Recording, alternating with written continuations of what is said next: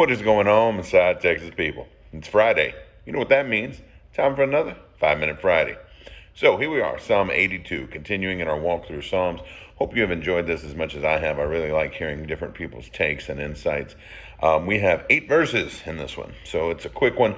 But let's look at it and see some of the things that are being said here. So it's a Psalm of Asaph, Psalm 82. God has taken his place in the divine council. In the midst of the gods, he holds judgment. How long will you judge unjustly and show partiality to the wicked? Selah. Give justice to the weak and the fatherless. Maintain the right of the afflicted and the destitute. Rescue the weak and needy. Deliver them from the hand of the wicked. They have neither knowledge nor understanding. They walk about in darkness, and all the foundations of the earth are shaken. I said, you are gods, sons of the Most High, all of you. Nevertheless, like men, you shall die and fall like any prince. Arise, O God, and judge the earth, for you shall inherit all the nations. Now you look at this, and it can seem a little dark and cryptic. So let's look at it. So it's written by Asaph. This psalm kind of it's like a dramatic scene. It's like if God was presiding over a council. You know, like if God was the chairman of a board sitting in a boardroom. Who would be these other people? Okay, so these other gods. Okay, when you see the word gods, it can mean different things. That this could be, fake gods, the gods that people attribute to. It could also be people of power. It could be influential people. It could be rulers, kings, whatever. Because in the first century, this is how they're referred to. But what the point is not that there's all these gods and our God is the biggest. Our God is the one true God. We know that.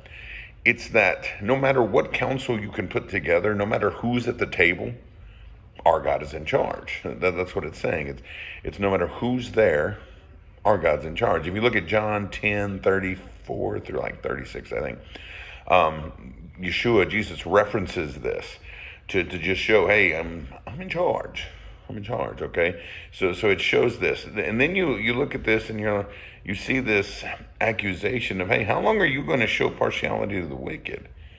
Okay, this isn't God. This isn't Yahweh showing partiality to the wicked. He doesn't do that. He hates sin.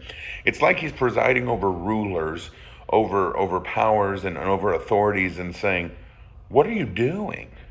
Why are you allowing the wicked to reign? Why are you allowing the wicked to go on and you're not doing justice? Kind of like in Matthew 23:23, where you see Jesus mad at the religious leaders saying, look at all this hypocrisy and justice you're neglecting. And God in this passage is being like, and Asaph makes him look like he's sitting here looking at everyone in power saying, what is wrong with you? Like it's shaking the earth. It's so corrupt. Like it's just the earth itself is saying, what are you doing? Why is there so much injustice? Okay. So here where it says you are gods in verse 6, I said you are gods, sons of the Most High. Sons of the Most High is meaning you're under me. Gods, again, there's that word. You're leaders, you're whatever. But please remember, you're still mortal.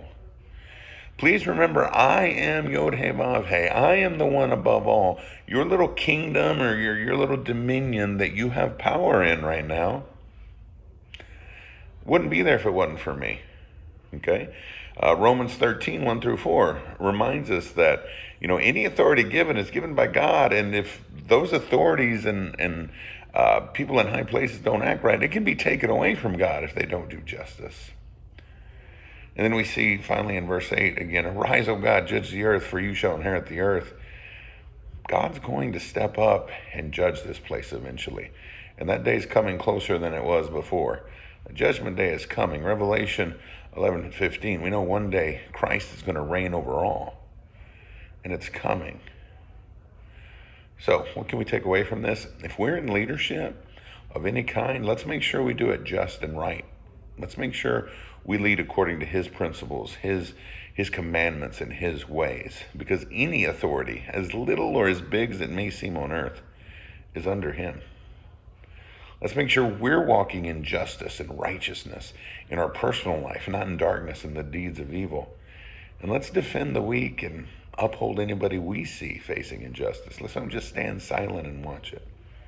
Let's band together and live out this life and this authority that God has given us in the way that pleases him most. And the good thing is, we don't have to do it alone. We get to do it together. Because in case no one's told you, you've got friends at Messiah, Texas.